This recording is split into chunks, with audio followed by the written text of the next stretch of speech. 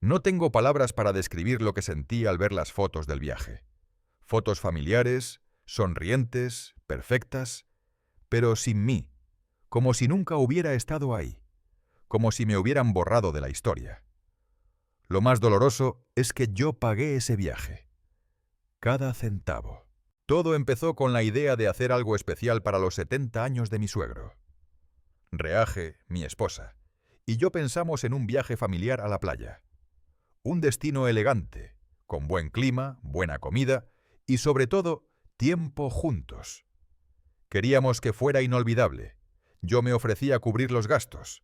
Lo hice de corazón. Reservé el hotel frente al mar, pagué los vuelos, contraté incluso un fotógrafo para tener recuerdos bonitos.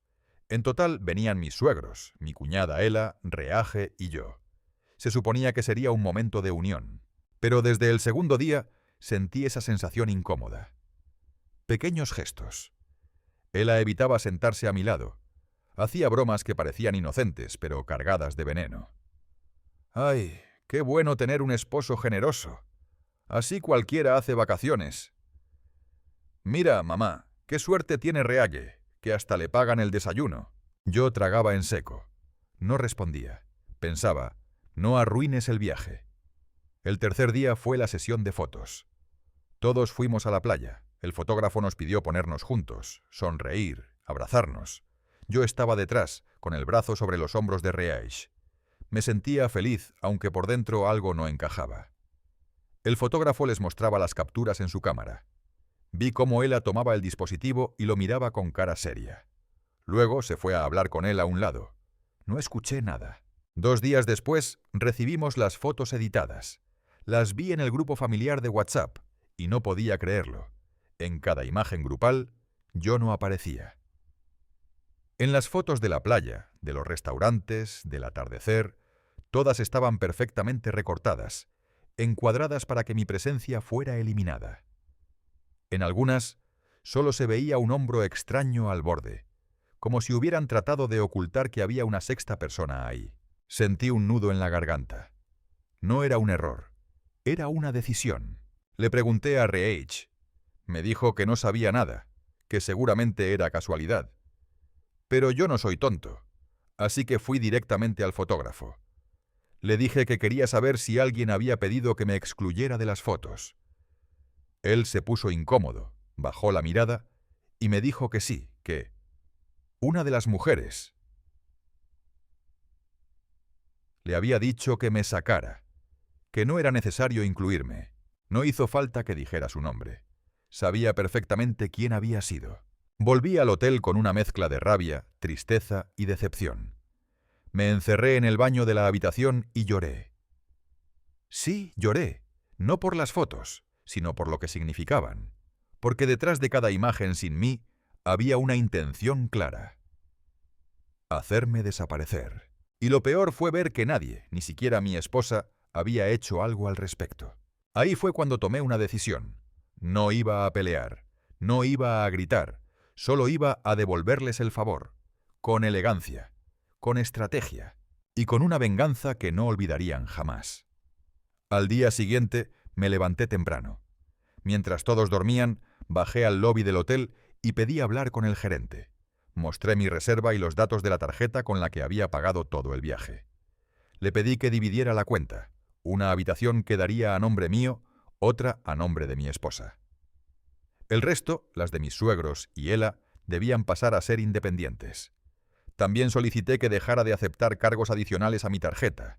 Ni masajes, ni comidas, ni lavandería, nada. El gerente me miró con cierta sorpresa, pero accedió sin problema. Todo estaba a mi nombre. Todo el poder era mío. Regresé a la habitación como si nada. Sonreí, desayuné con todos, fingí que el malestar del día anterior se me había pasado. Incluso hice algunos chistes. Nadie sospechó nada. Pero lo mejor vino en la tarde. Ela había reservado un tratamiento de spa. Manicura, masajes, exfoliación de cuerpo completo. Una experiencia VIP. Bajó con su bata blanca y su actitud altiva, como si fuera la reina del resort. A la media hora escuchamos los gritos en la recepción. «¿Cómo que no está incluida? Esto ya estaba pagado. ¡Llamen a mi cuñado! Salí del ascensor justo cuando Ella discutía con la encargada del spa. Su cara se volvió del color del tomate al verme. ¿Tú quitaste tu tarjeta de la cuenta? Claro, le respondí con la misma calma con la que ella pidió que me cortaran de las fotos. Pensé que como no querías que saliera contigo, tampoco querrías que pagara por ti. Mi suegra llegó en ese momento, alarmada. Le expliqué todo con una serenidad tan helada que incluso ella se quedó sin palabras. He decidido dejar de financiar desprecios. Ustedes vinieron como familia, pero yo no vine a ser invisible. Reage me miraba en shock. No sabía qué decir. Mi suegro, en cambio, se acercó, me tomó del brazo y susurró. No sabía que Ella había hecho eso. Lo siento. Te prometo que hablaré con ella. Y se fue tras su hija, quien ahora lloraba en un rincón, con la toalla del spa aún en la mano y sin poder cubrir los $380 del tratamiento que había recibido. Pero eso era solo el principio. Esa noche me senté frente a Reage. Le dije que necesitaba respuestas, que si su hermana me despreciaba, eso era asunto suyo. Pero si ella lo permitía, entonces el problema era mucho más grande. Reage no supo qué decir. Se disculpó a medias. Dijo que Ella era así, que no había querido problemas, que quería paz. ¿Y yo? Le pregunté. ¿Dónde queda mi paz? ¿Dónde está tu lealtad? Fue la primera vez en años que vi a mi esposa quedarse sin defensa. Sus ojos se llenaron de lágrimas, pero no me conmovió. Esa noche dormí en otra habitación, y cuando creí que ya nada podía ir peor, encontré el verdadero motivo detrás del odio de Ella. Una conversación de WhatsApp accidentalmente abierta en el iPad de Reage. Un mensaje, una sola frase, pero bastó para que mi sangre se helara. Te juro que algún día lo sacaré de tu vida. Solo dame tiempo. Lo había escrito Ella, a mi propia esposa. Leí ese mensaje una y otra vez. No podía entender cómo algo tan claro, tan lleno de odio, había pasado desapercibido para mí durante tanto tiempo.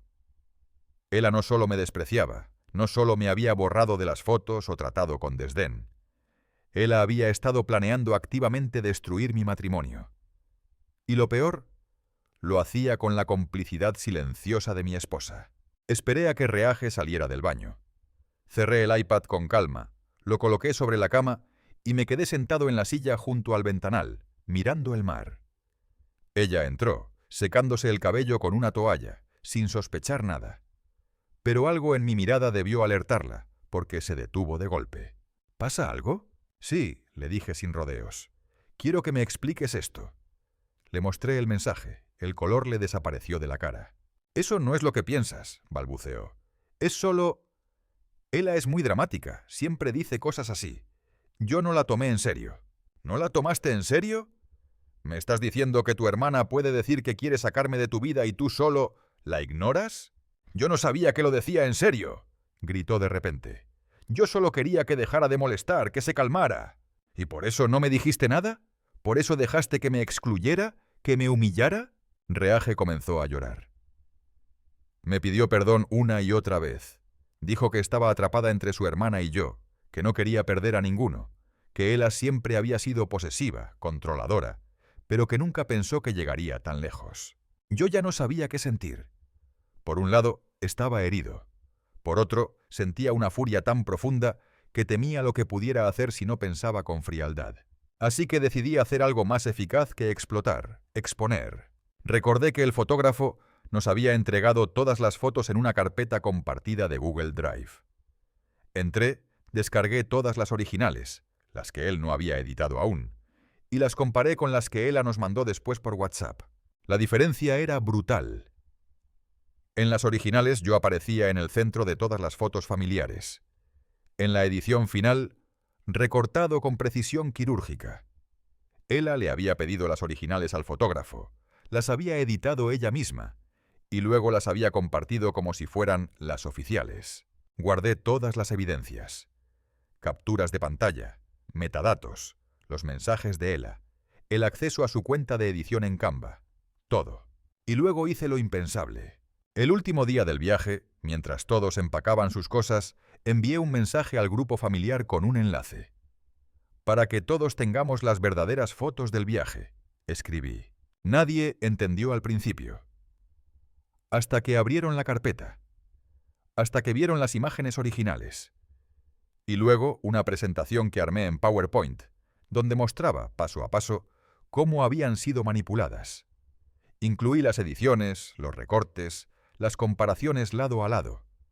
Y al final, el mensaje de Ela a Reage. Silencio absoluto en el grupo. Minutos después, mi suegro me llamó. ¿Esto es real? Todo, respondí. Comprobado. Me pidió perdón. Me dijo que no sabía que su hija era capaz de algo así. Y luego, cortó. Una hora después, Ela bajó al lobby furiosa. Quiso gritarme, confrontarme. Pero no pudo. Yo solo le dije una frase, sin levantar la voz. Esta vez no pude evitar que me sacaras de las fotos, pero sí pude asegurarme de que todos vieran quién eras en realidad. Ela se fue del hotel sola, sin despedirse de nadie. Reage se quedó conmigo, pero ya nada fue igual, porque lo que más duele no es que alguien te odie. Lo que más duele es que quien dice amarte se quede callado mientras lo hacen. Volvimos a casa y cada uno se encerró en su propio silencio. No hubo comentarios en el grupo familiar. Nadie dijo nada más. Pero el daño estaba hecho. Reage intentó acercarse, pedirme que habláramos, que no dejáramos que un viaje destruyera nuestro matrimonio. Pero yo no podía mirar sus ojos sin sentir que había algo roto que no podía repararse solo con palabras. No era solo lo que Ela había hecho, era lo que ella había permitido.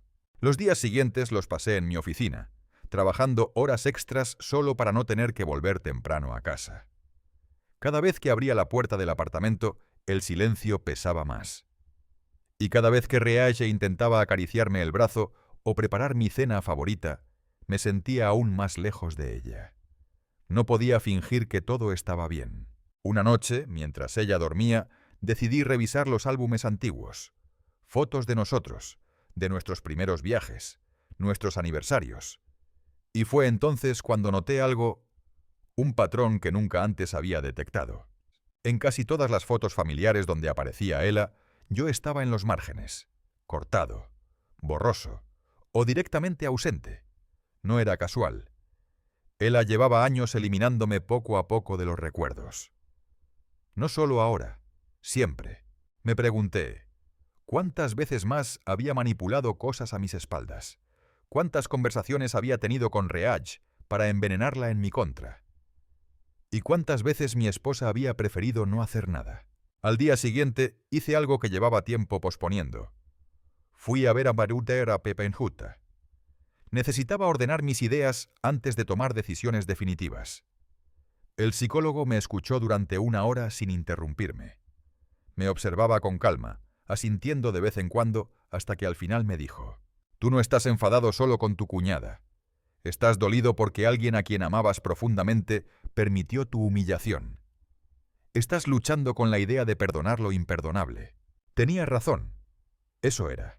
Esa misma noche le pedí a Reage que habláramos. «¿Cuántas veces tu hermana te pidió que te alejaras de mí?», pregunté.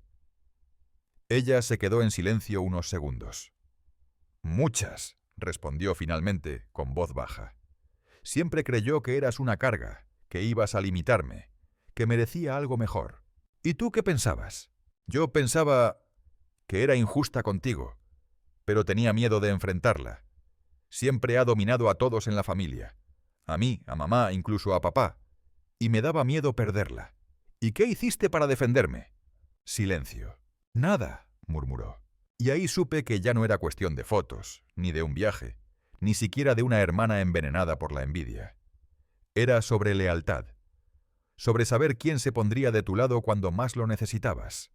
Y Reage no lo había hecho. Me fui a dormir esa noche sin decirle nada más. Ya no tenía fuerzas para discutir. Solo necesitaba pensar.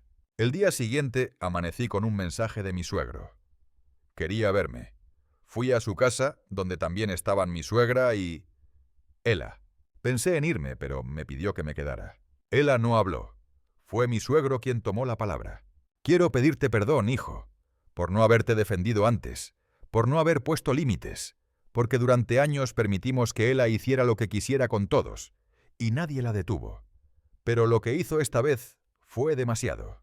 «Ya lo sé», respondí con frialdad. Entonces Ela se levantó. Me miró a los ojos y con una expresión que jamás le había visto, dijo: «No esperaba que fueras tan cruel». «¿Cruel?», solté una risa sin alegría. «¿Por mostrar la verdad? No, por exponerme delante de todos, por hacer que mis padres me miren con vergüenza. Yo solo hice visible lo que tú ocultaste durante años», dije. «Si te da vergüenza, tal vez por fin estás viendo quién eres realmente». Ela rompió en llanto. Mi suegra intentó consolarla, pero mi suegro no se movió. «No quiero que vuelvas a hablarle así a nadie más de esta familia», le dijo. «Ni a tu hermana, ni a tu madre, ni a mí. No si quieres seguir siendo parte de nuestras vidas». Ela no respondió. Me fui de esa casa sintiéndome más ligero. No porque las cosas se hubieran solucionado, sino porque por primera vez alguien más le puso límites. Y eso fue el principio de una nueva etapa. Esa noche regresé a casa sin saber bien qué sentir. Por primera vez, los suegros habían reconocido la manipulación de Ela. Pero ese gesto, aunque necesario, llegaba tarde. Muy tarde. Y lo que quedaba, lo que más me pesaba en el pecho, era Reaj. Ella seguía ahí, en casa, intentando volver a una rutina que ya no existía. Cocinaba mis platos favoritos, se sentaba a mi lado en el sofá, hablaba de cosas pequeñas como si todo pudiera volver a ser como antes. Pero yo no podía olvidar. No podía dejar de ver esa cadena de omisiones, esa pasividad disfrazada de paz familiar. Una noche, sin más, le dije: «Necesito distancia». Ella no reaccionó como esperaba. No gritó, no lloró. Solo me miró con una tristeza que parecía venir de años atrás. «Sabía que esto iba a pasar», murmuró. «Y aún así, no hice nada». «¿Por qué?». «Porque crecí creyendo que el amor se construye aguantando. Que si alguien se mete con tu pareja, lo mejor es no hacer escándalo. Que las mujeres que se meten en peleas familiares terminan perdiéndolo todo. Y al final perdí igual». Esa fue la primera vez que sentí compasión por ella desde que todo explotó. Nos dimos un tiempo. Me mudé a un pequeño departamento por unos meses. No hablamos más que por asuntos logísticos. Pero el silencio nos permitió pensar. Reaje comenzó terapia por su cuenta. Y yo también seguí yendo a la mía. Durante ese tiempo, Ela desapareció del mapa. Mis suegros dejaron de mencionarla. Su nombre se volvió una ausencia incómoda en todas las conversaciones. Me enteré por conocidos que se fue a vivir sola, lejos, que tuvo una crisis nerviosa, que incluso dejó el trabajo por un tiempo. Pero no sentí satisfacción. No era venganza lo que buscaba, era justicia, y la había tenido. Con el paso de los meses, Reaj y yo volvimos a vernos. Caminatas, cafés, charlas largas. Ella no me presionó para volver. Me pidió simplemente una oportunidad para ser honesta esta vez. «No quiero que me perdones por todo lo que callé», me dijo una tarde. «Quiero que veas lo que estoy haciendo para no volver a ser esa mujer que elige el silencio». Y lo vi. Vi el esfuerzo en su mirada, en sus gestos, en su forma de no justificarse, sino de aceptar, de reconstruirse. Volvimos, lentamente, con terapia de pareja, con nuevas reglas, con más comunicación. No fue fácil, pero fue real.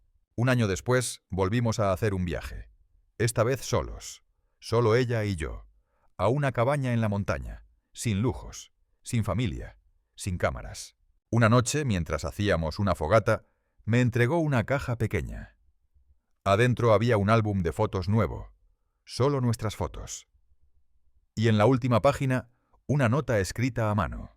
«Gracias por no desaparecer, incluso cuando todos quisieron borrarte. Hoy quiero que sepas que para mí, tú eres lo que nunca más quiero perder». No lloré, pero me quebré por dentro. Porque no hay mayor prueba de amor que quien reconoce su traición, y aún así decide quedarse para enmendarla. Y eso fue lo que hicimos, quedarnos, sanar y seguir. Aunque la historia parecía haber cerrado su ciclo, el pasado no siempre se queda donde uno quiere. Un año después de aquel nuevo viaje con Reaj, cuando ya pensábamos que todo había quedado atrás, recibí un correo inesperado. Sin remitente claro, solo decía: «Revisa esto, es importante». Adjunto venía un archivo comprimido. Dudé en abrirlo, pero la curiosidad me ganó. Dentro había capturas de pantalla, registros de conversaciones y documentos que al principio no entendí hasta que los analicé con calma. Era un historial de chats entre Ella y un contacto guardado como consultora legal. En ellos, Ella buscaba asesoramiento para iniciar una demanda por abuso emocional y financiero contra mí.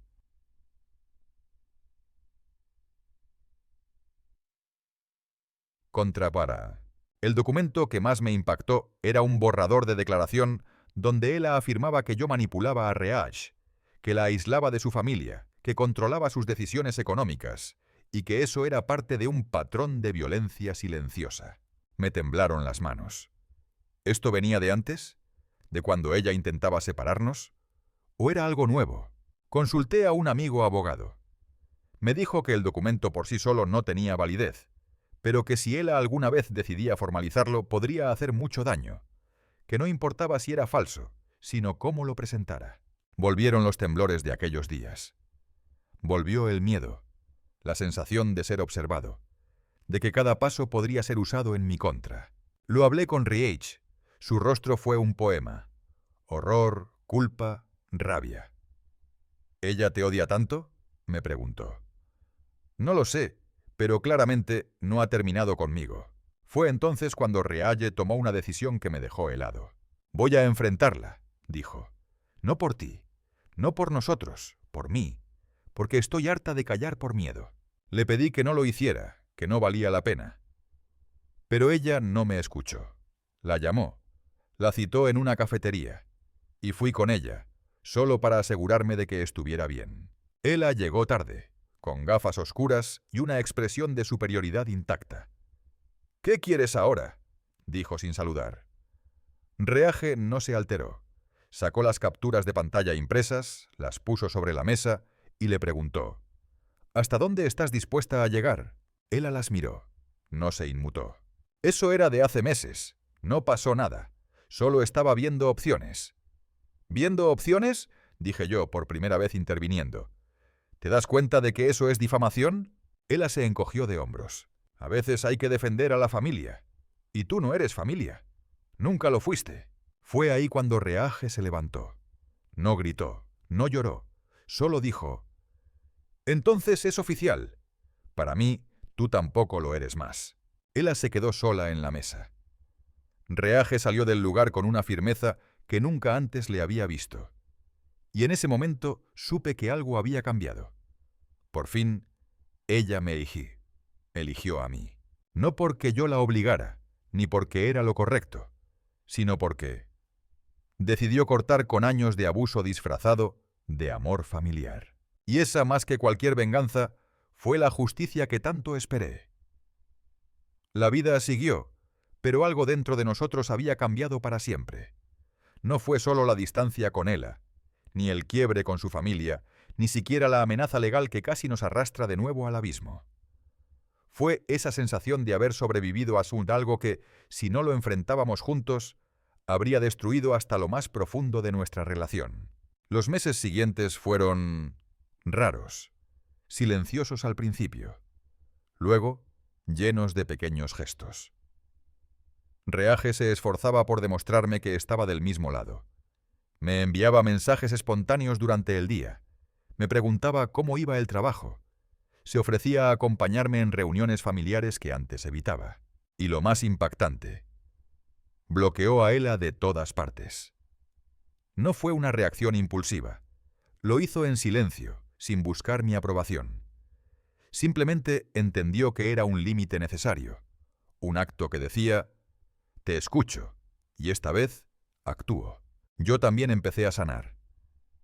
Poco a poco, la desconfianza cedió. Las heridas comenzaron a cerrar. No se trataba de olvidar lo que pasó, sino de reconstruir algo nuevo, más sólido, más consciente. Un día, mientras organizábamos el trastero, encontré una caja con álbumes antiguos. Reage se me acercó y la miramos juntos. Por un segundo, temí lo que pudiéramos encontrar. Fotos recortadas, recuerdos vacíos. Pero no. Eran de antes. De cuando aún éramos solo ella y yo. sonrisas reales. Momentos que sí nos pertenecían. ¿Podemos empezar uno nuevo?, preguntó. Uno solo con lo que decidimos guardar, sin interferencias. Asentí, y así lo hicimos. Ese álbum se volvió una especie de ritual. Cada mes elegíamos una foto.